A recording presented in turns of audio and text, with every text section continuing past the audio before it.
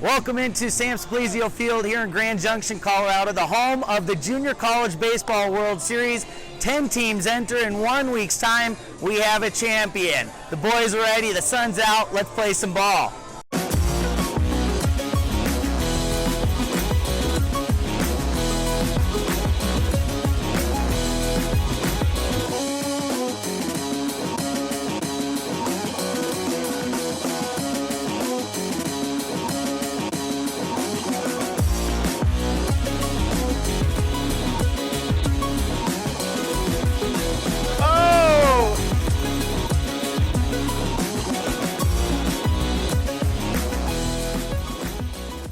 Game 1 of the 2018 JUCO World Series, and some of our favorite fans were out bright and early for this 9 a.m. start. Go for the excitement of the crowd. Woo! Let's get after these guys. And the bigness of this will shrink. If you concentrate on something small, it will shrink. 7-3 us. You heard it here. We know who's got the game today. We got Cody on the mound. Temple boys in the house. No said. Very interesting matchup for the opener. Temple thought this season was done for them just a couple weeks ago, but due to a double forfeit between McLennan and Cisco, the Leopards were named the representatives for their district. College of Southern Idaho comes in with a 50-win season, and they're back in the World Series for the first time since 1993. They were also undefeated at home this year, and they're the home team in this one. First half of the game was all about defense. Reich Erickson catches Breck Potvin attempting to steal second, and that helped carry Dylan Steen to a scoreless first inning. I mean, I kind of went out there in the first, kind of looked up. I was like, all right, there's probably a couple hundred people here. I look up in the fourth. I see that there's absolutely packed stands, and I'm like, well, this is the biggest stage. I loved it. Second inning, Hunter Torres thinks he's got a base hit, but Colin Gordon shows off the range and the arm. We'll see more from Gordon later. And Cody Wolf kept his middle infield busy. His favorite pitch of the day was the double play ball. Potvin and Reed Hess turned 3 DPs in the first 4 innings, and this puppy was scoreless going into the 6th inning. In the bottom of the 6th, the Golden Eagles find life in the middle of their lineup. Colin Gordon leads it off with a double, and 2 batters later, Nolan Walker gets every bit of this one way out to right field. There's your first runs and first home run of the tournament. Only need another 60 plus to compete with the 2017 tournament. Next batter, Sean Grandmont wants in on the action. It could be, it might be, is it? Let's look at the replay. Off the top of the wall, appears to bounce off the radar screen, and that is in fact a 4-bagger. Back-to-back homers makes this a 4-0 game. 8th inning, Temple trying to jump back into this one. It's 4-1 when Preston Masick tallies another run on the board. That liner goes down as an RBI double, and that's as close as the Leopards get. Final score, 5-2. It's going to be an uphill battle, obviously, but it'd be nice to hang around here for 2 or 3 more days and maybe get to go see the Grand Mesa or something like that, and instead of heading back to beautiful, hot Texas. And I went over to Nolan and I said, hey, do what you want here. Lay down a bunt, whatever you feel. That's kind of what we've done with our guys all year. We don't call a lot of signs. We don't do a lot. And so I just told him, hey, do what you feel. And I think he felt like hitting the ball pretty far, so that was pretty cool. Iowa Western back in Grand Junction after missing last year's World Series. They faced Chattahoochee Valley of Alabama in the second game, dressed in their all-black unis. This is Coach Raridan's 11th trip to the series in his 16 years at Iowa Western. Head coach Adam Thomas of the Chat Valley Pirates makes the trip for his 4th time, and he's added 2 assistants who were on the staff for the national championship team from Central Alabama back in 2013. Coach Thomas emphasized a fast start in the pregame huddle, and this is Rankin Woley following his orders. The ball careens off the wall and left. Davis Schwartz charging home. He makes it all the way around the bases from first, and he gets the Pirates on the scoreboard. Casey Cobb was taking care of biz on the mound, but after hitting the previous batter, he offers one up to Kobe Highland.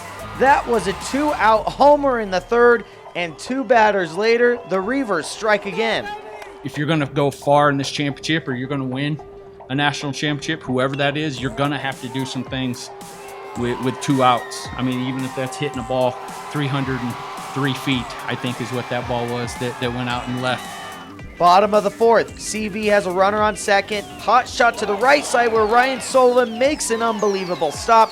The Reavers double up the Pirates. Umpire says Sullivan caught it in the air, but a closer look shows the ball might have squirted out of his glove, but it does keep the Pirates off the board. That is until Woolley delivers Sean Chandler's pitch back into center in the 5th inning. The Pirates would tie it up in the 7th, where Keaton Wing comes in to relieve Sean Chandler and saves the Reavers' lead with a punch-out. 9th inning now. It's Highland at the plate. Could be a double play, but the return throw is wide of the bag, and Iowa Western gets a much-needed insurance run that would turn out to be the game winner, because in the bottom of the 9th, Copley pops this one way up. The Reavers converge near the mound, but it's left up to Wynn, the pitcher, to catch it, and it ends up dropping. Chat Valley's within 1 run and the tying runner 90 feet away, but Wynn goes with the high cheese to get the fan of Cale Ledford, and it's Iowa Western who takes the victory and extends their win streak. We've won 36 games in a row right now, and that's probably maybe one of the first times I've just acknowledged it, is saying that right now.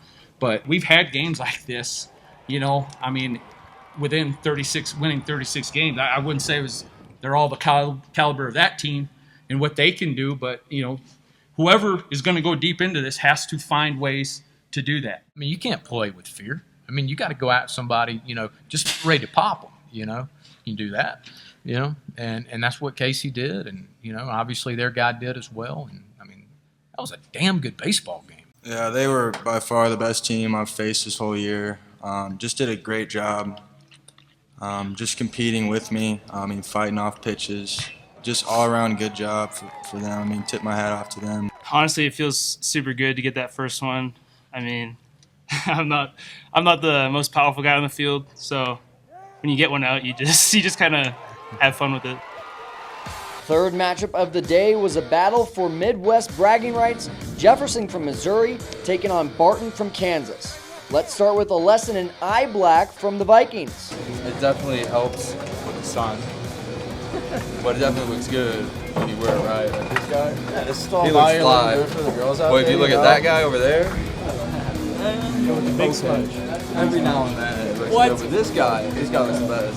We'll see if Jeffco can play ball as well as they can make us laugh. Barton was the first of 10 teams to qualify. The Cougars bring their 47-13 record to Simplicio Field under coach Brent Biggs. To the action, first batter of the game is Matt Torino. He and his bat are adjusting just fine to the Colorado air. Leadoff homer to right, and that gives Jefferson an early 1-0 lead. Skip ahead to the 3rd inning, same score but not for long. Dawson Pomeroy finds the famous short porch in left field. Solo home run off of Jason Rackers ties this one up. Rackers found his groove from there, though. He went 8 innings and gave up just 2 runs. He also worked his way out of a couple jams thanks to the defense. Runner on third in the 3rd inning, grounded to third to Raul Elglazabal, and he comes up throwing to home, right on the money to get Rackers out of the jam. 4th inning, 2 ducks on the pond for Jacob Kaluzniak, and the sophomore comes through. Hagedorn and Doyle score, and the Vikings reclaim the lead 3-1. 5th inning now, here's a guy to keep your eye on for the tournament.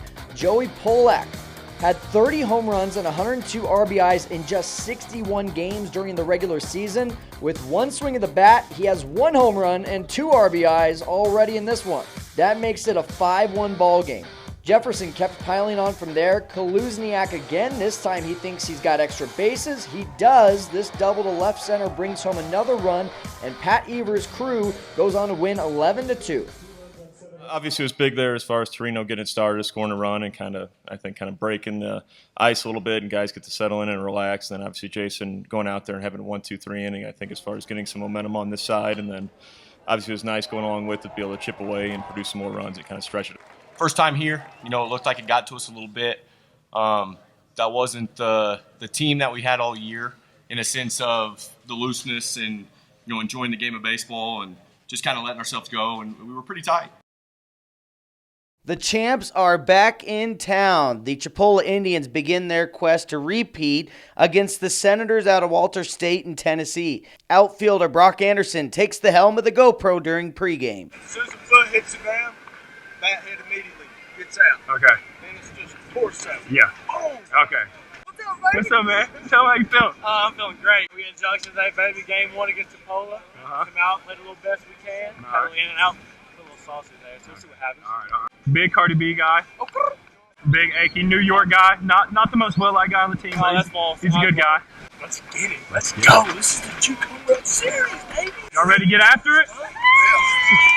Handshake between the team that left Grand Junction as the number 1 last year and the one who entered this year's tournament ranked number 1 in the polls. 4 returners on the defending championship team, including Max Guzman, who's moved from behind the plate to first base for the Indians. We'll start in the top of the 3rd. Cleanup hitter Austin Henry didn't miss that offering, rolls to the wall while 2 Senators are waved home by Coach David Shelton.